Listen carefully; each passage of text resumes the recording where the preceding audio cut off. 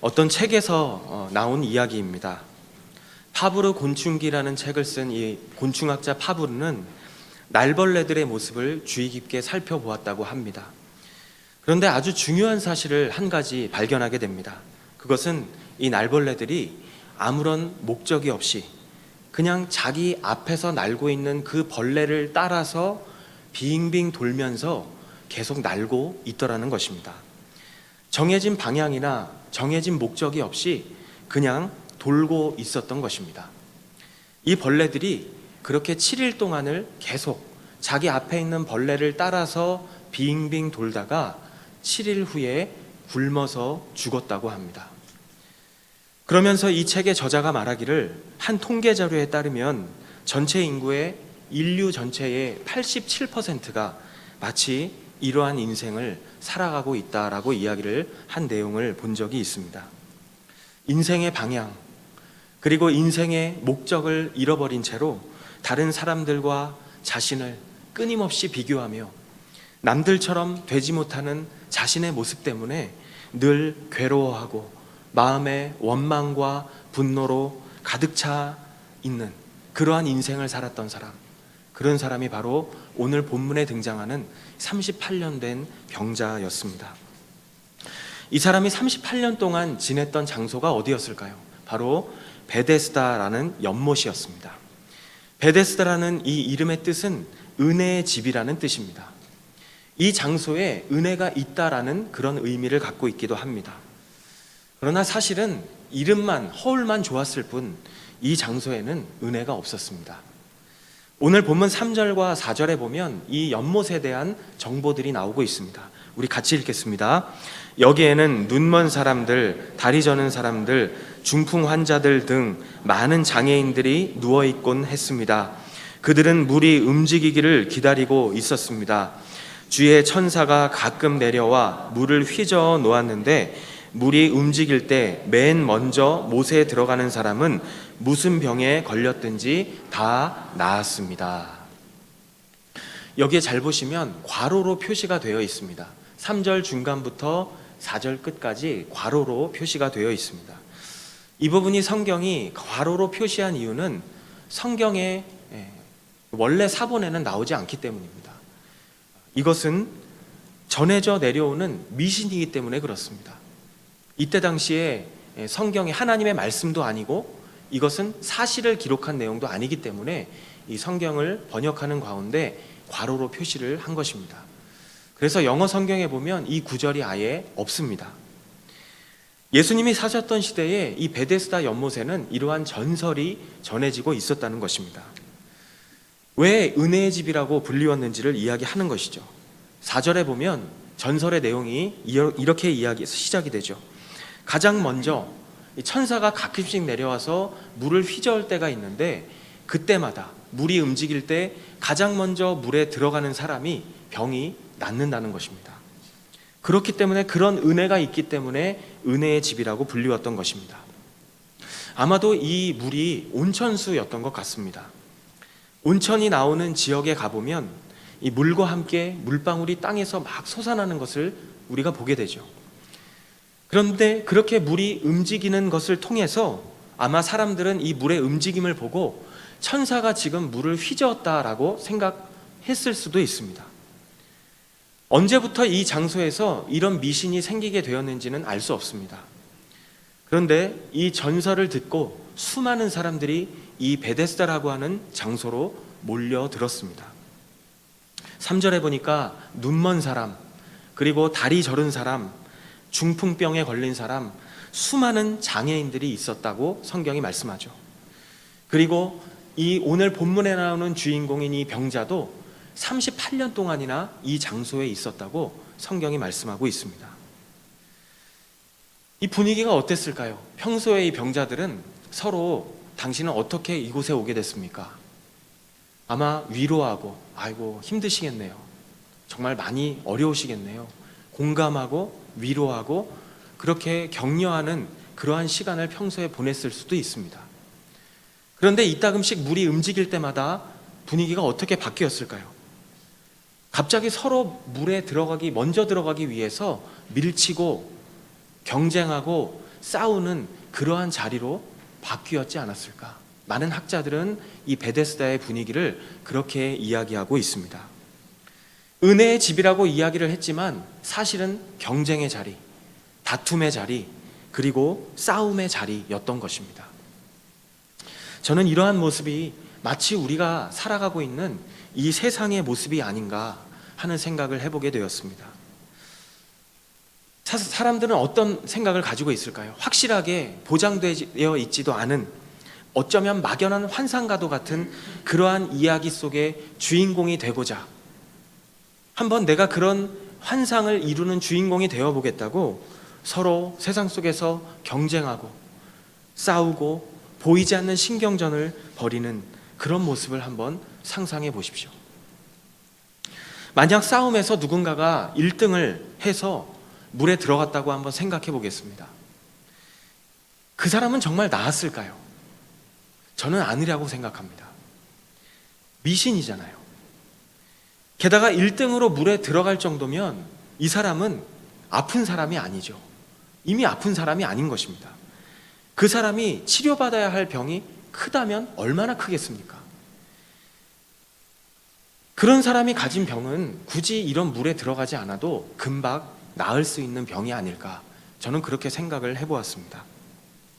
그런데 사람이 참 무서운 것이 이런 환경에 오래 있다 보면 그 이야기가 그 사람의 신념이 되어버린다는 것입니다.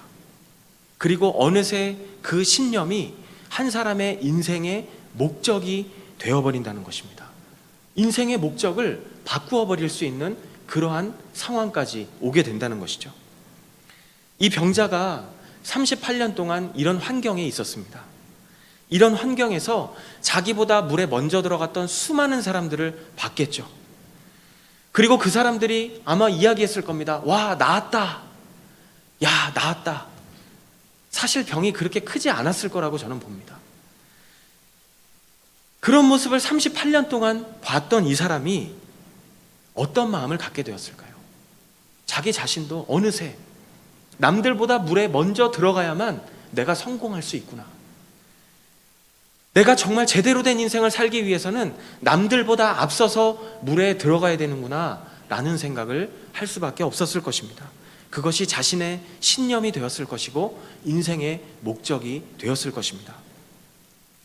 남들이 하는 대로 해야만 행복한 삶을 살 수 있고 내가 자유로운 삶을 살 수 있을 거라고, 그게 인생의 유일한 해답이라고 그렇게 믿으면서 다른 사람들과 똑같이 살아가는, 열심히 물에 뛰어들려고 경쟁하는 그런 삶을 인생의 목적으로 삼더라는 것입니다. 그런데 그것이 정말 맞을까요? 정말 이러한 모습이 우리 인생에 참된 자유를 가져다 줄 수 있을까요? 오늘 함께 나눌 내용은 이것입니다. 그렇다면 어떻게 하면 우리가 인생의 참된 자유를 경험할 수 있을까요? 첫 번째로 인생의 목적을 점검해야 합니다. 잘못된 목적은 잘못된 결과로 이어질 수밖에 없습니다. 예를 들어서 우리가 각자가 독사에 물린 사람이라고 한번 생각해 보겠습니다. 독사에 물린 사람이 가져야 할 목적은 몸속에 있는 독을 없애는 것이 목적이 되어야 합니다. 몸속에 있는 독을 없애기 위한 목적을 가지고 있어야 그 목적에 맞는 해결 방법을 찾을 수 있기 때문이죠. 만약 목적을 잘못 세우면 어떻게 될까요? 내가 지금 독사에 물렸는데 몸에 있는 독을 없애는 것이 목적이 아니라 목적 설정을 잘못해서 고통을 느끼지 않는 것을 목적으로 삼는다면 어떻게 될까요? 고통을 느끼지 않게 하기 위한 해결 방법만을 찾을 것입니다. 그리고 계속 진통제만 먹는다면 어떻게 될까요? 잠깐은 괜찮을지 모릅니다. 그러나 결국에는 이 죽음이라는 결과를 불러올 수밖에 없을 것입니다. 우리 인생의 목적도 마찬가지라고 생각합니다. 나는 왜 사는가? 라는 그런 질문을 했을 때 다른 사람들보다 더 낫게 살기 위해서라는 그러한 목적을 행여나 가지고 있다면 그 사람의 인생은 평생 다른 사람들과 비교하고 경쟁하다가 끝나버리고 마는 그런 인생이 되어버리고 말 것이라는 것입니다. 그렇기 때문에 이 자리에 있는 우리 모두는 내 인생의 목적이 무엇인가 하는 이 질문에 대한 고민을 진지하게 해야 합니다. 그런데 문제가 무엇인지 아십니까?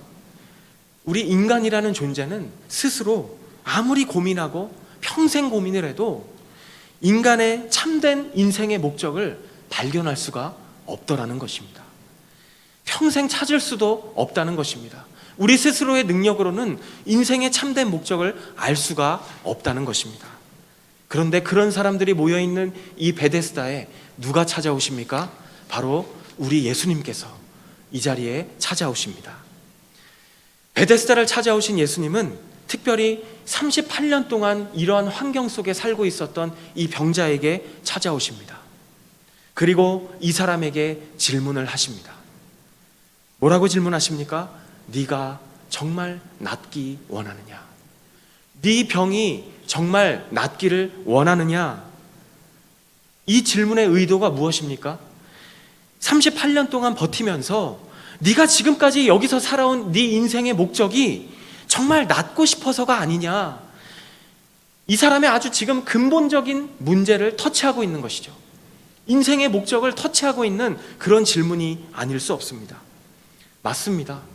이 사람은 사실상 이 병이 낫고자 38년 동안 이 자리에 있었던 것이죠. 그런데 예수님께서 낫기 원하느냐라는 이 질문을 하셨을 때 이 사람의 대답을 가만히 살펴보면 예수님의 질문에 의도하는 인생의 목적, 이 너의 인생의 목적이 무엇이냐라고 물어보셨던 그 질문에 의도하는 완전히 다른 자신만의 인생의 목적을 대답하는 이 사람의 모습을 발견할 수가 있습니다. 이 병자가 뭐라고 대답합니까? 5장 7절을 같이 읽겠습니다. 환자가 대답했습니다. 선생님, 물이 움직일 때 못에 들어가도록 나를 도와주는 사람이 없습니다. 내가 가는 동안 다른 사람들이 나보다 먼저 물속에 들어갑니다. 예수님은 인생의 아주 근본적인 문제를 터치하셨습니다. 네가 정말 낫고자 원하느냐? 그게 너의 인생의 근본적인 목적이 아니냐? 그런데 그런 인생의 근본적인 질문 앞에서 이 사람이 네, 낫기를 원합니다, 이렇게 대답한 것이 아니라 이 사람은요 38년 동안 어떤 모습을 봤을까요? 자기보다 다른 사람들이 물에 먼저 들어가는 모습을 보면서 괴로운 거예요. 너무 슬픈 것입니다. 너무 화가 치밀어 오르는 것입니다.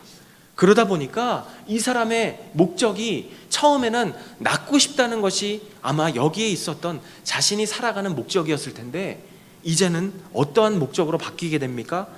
다른 사람에게 지고 싶지 않다는 것입니다. 어느새 그것이 인생의 목적이 되어버린 것입니다. 베데스다라는 이 환경에 너무나 길들여져 버린 그러한 모습을 보게 됩니다. 38년 동안 다른 사람들을 너무나 의식한 나머지 괴로움과 원망과 분노로 가득 차 있는 인간의 모습을 생각해 보게 됩니다. 그런 삶에는 자유가 없습니다. 예전에 읽었던 책 가운데 이 독일에서 태어나고 유태인 출신의 작가 가운데 파트리크 쥐스킨트라는 작가가 있습니다. 이 사람이 쓴 책이 있습니다. 기피의 강요라는 책입니다. 그 책의 내용은 이렇게 진행이 됩니다. 그림을 참 잘 그리는 여류 화가가 있었습니다. 처음으로 이 사람이 자신의 전시회를 열게 됩니다. 그런데 그날 참석한 사람들 사이에서 어떤 평론가 한 사람이 그녀에게 다가와서 이렇게 말을 합니다. 당신은 참 재능이 있습니다. 그리고 작품도 마음에 많이 와 닿습니다. 그런데 당신에게는 아직 깊이가 부족합니다. 이 말의 뜻을 잘 이해하지 못했던 여인은 그 말을 금방 잊어버리게 되었습니다. 그런데 바로 다음 날 신문에 그 평론가의 글이 실린 것을 보게 되었습니다. 한마디로 이런 내용이었습니다. 그녀에 대한 기사였습니다. 그녀는 재능은 있으나 깊이가 없다. 그것이 그 기사의 한마디로 요약하면 그런 내용이었습니다. 그 평론가는 자신이 쓴 글에서 그녀의 작품에 깊이가 없는 것을 애석해하고 있었습니다. 그날 밤 그 기사가 나간 이후에 그녀를 만나는 사람들은 그녀의 작품과 재능을 하나같이 칭찬하면서 찬사를 아끼지 않았습니다. 그런데 마지막에 가서는 이 사람들도 꼭 평론가처럼 작품에 깊이가 없다는 그 이야기를 하면서 애석해하는 거예요. 그러면서 신문에 나온 비평을 마치 외우기라도 하는 것처럼 이렇게 말합니다. 그녀에게는 깊이가 없어요. 나쁘지는 않은데 애석하게도 깊이가 없어요. 그녀는 이러한 사람들의 평가에 괴로워하기 시작했습니다. 왜 나는 깊이가 없을까? 이러한 고민 때문에 그녀는 일주일 동안 그림을 그리지 못합니다. 그리고 깊이를 얻기 위한 노력들을 하기 시작합니다. 미술 서적을 찾아서 막 들여다보기 시작합니다. 미술관을 돌아다녀 보기 시작합니다. 그리고 가장 깊이가 있다고 이야기하는 비트겐슈타인의 책을 구입합니다. 그리고 레오나르도 다빈치 같은 화가들의 그림 속에 혹시 들어있을지 모르는 깊이를 찾기 위해서 애를 쓰기 시작합니다. 점점 이 여인은 이상해져 갑니다. 결국 불면증에 약과 술을 의지하게 됩니다. 그렇게 3년 동안 망가질 대로 망가진 그녀는 결국 139m의 높이가 되는 탑에서 뛰어내려 스스로 자신의 인생을 마감하게 됩니다. 언론은 물 만난 물고기처럼 달려들어 그녀의 죽음을 보도하기 시작했고, 대중들은 왜 그녀가 죽었는지를 궁금해하기 시작합니다. 그런데 그녀의 작품 속에서 그녀의 죽음의 실마리를 찾아낸 사람이 있었습니다. 그 사람은 바로 그녀의 첫 전시회에서 그녀에게 찾아가서 그녀의 작품에 깊이가 없다고 말했던 그 평론가였습니다. 그 평론가는 대중들을 향해서 이렇게 말합니다. 죽은 그녀의 초기 작품을 보십시오. 충격적인 분열이 나타나고 있습니다. 이런 말로 시작해서 이런 말로 끝나죠. 여러분, 그녀의 초기 작품들로부터 심오한 깊이가 느껴지지 않습니까? 보십시오. 저 깊이를. 그렇게 소설은 끝이 납니다. 여러분의 인생의 목적은 무엇입니까? 여전히 남들보다 나은 삶을 사는 것이 인생의 목적이 혹시 아니십니까? 어떤 분은 그게 뭐가 나쁜데요? 라고 이야기할 수 있을 것입니다. 그런데 정말 중요한 것은 그러한 인생의 목적은 우리를 자유로운 삶으로 인도할 수 없다는 것입니다. 참된 인생의 자유를 경험하기 원한다면 우리 인생의 목적을 점검해야 합니다. 두 번째로, 어떻게 해야 그렇다면 우리가 인생의 참된 자유를 경험할 수 있을까요? 두 번째로, 정말 중요한 것은 하나님의 말씀이 우리에게 들려져야 한다는 것입니다. 예수님은, 요한복음이 계속해서 말씀하고 있는 것은 예수님은 단지 인간이 아니라 하나님이시라고 강조하고 있습니다. 지금 세상을 창조하신 하나님이신 예수님께서 이 사람에게 찾아오신 것입니다. 그리고 질문하시는 것입니다. 네 병이 정말 낫기를 원하느냐? 예수님이 이렇게 중요한 질문을 하셨을 때 이 사람은 예수님의 이야기를 사실상 별로 들을 마음이 없었던 것처럼 보입니다. 그 증거가 무엇인가 하면 예수님의 질문에 대한 대답을 하는 것이 아니라 자기가 하고 싶은 말을 하고 있기 때문입니다. 그러니까 예수님의 질문에 관심이 없다는 것이죠. 요한복음 5장 7절을 다시 한번 같이 읽겠습니다. 환자가 대답했습니다. 선생님, 물이 움직일 때 못에 들어가도록 나를 도와주는 사람이 없습니다. 내가 가는 동안 다른 사람들이 나보다 먼저 물속에 들어갑니다. 이 사람 스스로 이런 얘기를 하는 것을 보면 이런 생각을 마음에 품고 얘기했을지도 모릅니다. 이보시오 선생, 나에게 정말 필요한 사람은 당신처럼 쓸데없는 질문을 하는 사람이 아니라 나를 지금 물속에 집어넣을 수 있는 사람, 그런 사람이 나에게 필요하단 말이오. 마음속에 이러한 생각이 있었기 때문에 지금 이러한 대답을 했을지 모르겠습니다. 이 사람 딴에는 지금 자신은 자신의 해답을 알고 있다는 것입니다. 나의 문제를 이 사람아, 내가 해결할 수 있는 방법을 내가 알고 있는데, 그렇기 때문에 당신 같은 사람의 조언이나 당신 같은 사람의 도움은 필요가 없어. 내가 지금 생각하고 있는 이 해결법을 도울 수 있는 사람이 나에게 필요하단 말이야. 그러니 그런 말은 나에게 꺼내지 말고 쓸데없는 이야기 하지 말아주시오. 이러한 마음을 가지고 있었던 것처럼 보입니다. 결과적으로 이 사람은 예수님 앞에서 자신의 생각 속에 갇혀서 주님께서 말씀하셨을 때 사실상 나을 수 있는 기회를 놓치게 된 것입니다. 그런데 오늘날 사람들에게 복음이 계속해서 선포되고 있죠. 마찬가지로 사람들이 복음을 듣지 못하고 있는 것은 아닙니다. 그렇다면 무엇이 문제일까요? 오늘날 복음은 계속해서 전해지고 있지만 무엇이 문제일까요? 그것은 복음을 듣는 사람들이 세상 속에서 여전히 자신이 추구하는 방법대로 자신의 인생의 목적을 이루기 위해서 혈안이 되어 있는 나머지 진리의 말씀을 들어도 그 마음이, 듣는 마음이 다른 생각으로 가득 차 있기 때문에 그 사람의 귀에 말씀이 제대로 들려지지 않는다는 것입니다. 오늘 본문에 나오는 이 38년 된 병자에게 그럼에도 불구하고 이 말씀을 거절했음에도 불구하고 은혜가 있는 이유가 무엇일까요? 예수님이 이 사람에게 또다시 말씀하신다는 것입니다.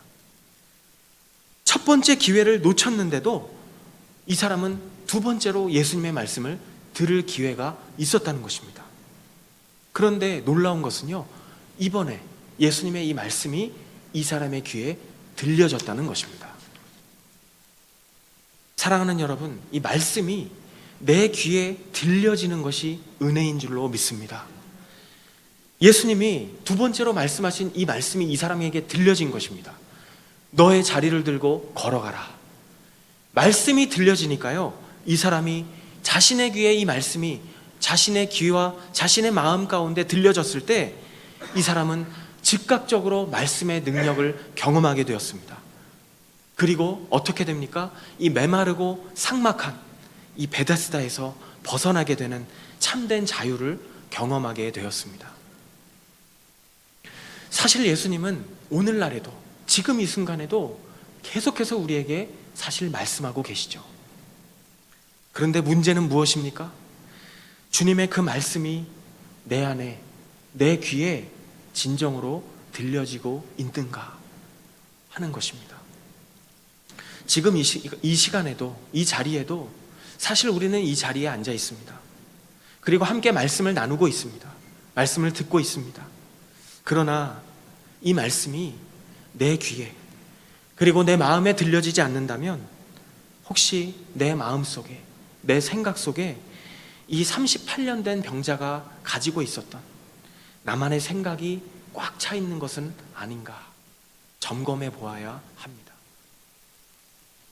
마가복음 4장 18절 19절은 이렇게 말씀합니다. 우리 같이 읽겠습니다. 또 다른 사람들은 말씀이 가시밭에 떨어진 것과 같아서 그들은 말씀을 듣기는 하지만 이 세상의 걱정, 돈의 유혹, 그 밖에 많은 다른 욕심이 들어와 말씀의 기운을 막고 열매를 맺지 못하게 한다. 예수님께서 말씀하신 내용입니다. 이 구절에 보니까 말씀을 듣기는 하지만 듣는 사람의 마음속이 무엇으로 가득 차 있습니까? 걱정과 돈의 유혹과 다른 욕심으로 마음이 꽉 차 있으면 결국 말씀이 열매를 맺을 수 없다고 말씀합니다. 자신만의 생각으로 가득 차 있는 상태를 이야기합니다. 여전히 자기가 옳다고 생각하는 해결 방법으로 머릿속이 꽉 차 있기 때문에 주님께서 해결 방법을 아무리 말씀하신다 하더라도 말씀이 내 안에 들어오지를 않는다는 것입니다. 두 사람이 똑같이 같은 성경 구절을 보아도 어떤 사람은 그 말씀이 마음에 들어와서 인생의 문제가 해결이 되는 것을 경험함에도 불구하고, 또 어떤 사람, 동일하게 같은 말씀을 본 어떤 사람은 자신만의 신념이나 자신만의 사상이 너무나 견고해서 말씀이 그 사람의 마음에 들어갈 공간이 없게 되다 보니까 그 사람의 귀에, 그 사람의 마음에 들리지도 않을 뿐만 아니라 아무 일도 그 사람의 삶에 일어나지 않는다는 것입니다. 어느 주일 저녁에 두 청년이 도박장을 찾아갔다고 하죠. 그런데 공교롭게 도박장에 가는 그 길목에 교회가 하나 있었습니다. 작은 교회가 있었고, 그 교회 입구에, 미국 교회 입구에는 항상 그 말씀, 설교 제목 이런 것들 써놓지 않습니까? 그 교회 입구에는 죄에 싹슨 사망이라는 구절이 써 있었다고 합니다. 그 설교 제목이 적혀 있었다고 하죠. 한 청년이 그 설교 제목을 보고 마음에 찔림이 오기 시작합니다. 그래서 말합니다. 친구, 우리 도박장에 가지 말고 교회에 가자. 그런데 다른 청년이 단호하게 말합니다.